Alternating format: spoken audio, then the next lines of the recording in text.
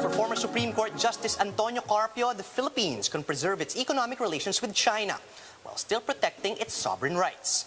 But the retired magistrate says we might have to wait until Duterte's administration comes to an end in 2022. More of this on Bloomberg Markets Asia. Associate Justice Antonio Carpio. Justice, good to have you with us. I'm just wondering, what's your own reading of the situation in the South China Sea? I mean, some say that the little fishing boats are just lining up. Well, this is part of the strategy of China to take possession of the maritime zones in the West Philippine Sea and all over the South China Sea within the 9-dash line. So their massive presence in Julian Felipe Reef and in other areas is a prelude to their building in the future military installations in these selected areas. In the case of Julian Felipe Reef, it's very close to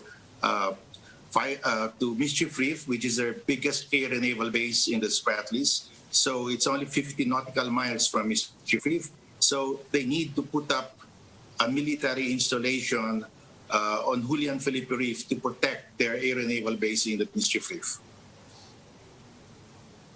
How far is the Philippines prepared to go to defend its sovereignty? We know that the Philippines has sent jets to patrol the area, and some say that's a pretty risky move.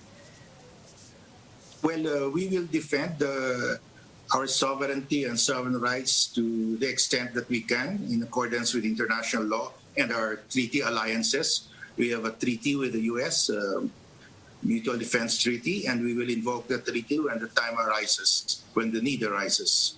There have been some floundering attempts at working together with these other countries who were given this arbitral award. How can you make a more concrete and more concerted effort to leverage pressure on China?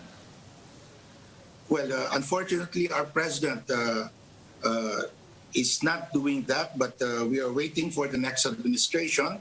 We can easily first join the freedom of navigation operations of the U.S. Second, conduct joint patrols with the U.S. in the West Philippine Sea.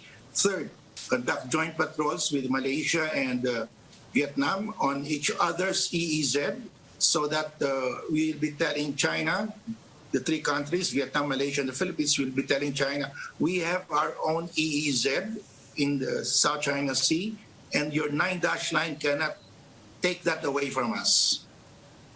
But we will do that in the next administration after May 2022.